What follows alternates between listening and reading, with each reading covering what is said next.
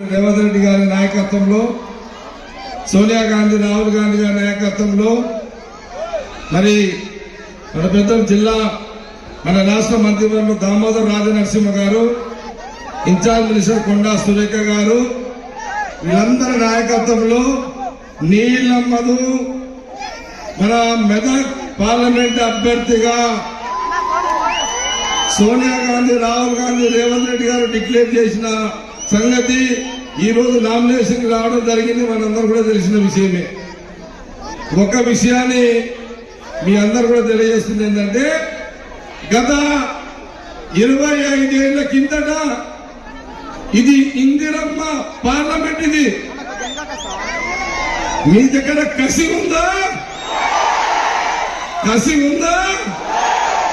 కసి ఉంటే ఒల్లుడు కాదు, ఓట్లు పడాలి. నీళ్ళంబదు కాంగ్రెస్ పార్టీకి. మనమందరం కూడా 25 ఏళ్ల తర్వాత ఈ పార్లమెంట్ లో మెదక్ నీళ్ళంబదు కాంగ్రెస్ పార్టీ అభ్యర్థిని మనమందరము, కాంగ్రెస్ పార్టీ నాయకులము, కార్యకర్తలము, మనమందరం కూడా ఈ మెదక్ పార్లమెంట్ ఛాలెంజ్ గా తీసుకొని ఎట్టి పరిస్థితుల్లో అటు సిద్దిపేట నుంచి సంగారెడ్డి వరకు ఓట్లు దంచుడే దంచుడు. సోదరులారా, రెండు పార్టీలు ఎవరడ్డం వచ్చినా ఊరుకునేది లేదు,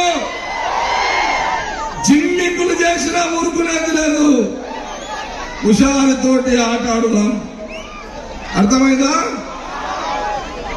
నేను ఒకటే చెప్తున్నా, ఏది ఏమైనా 25 ఏళ్ల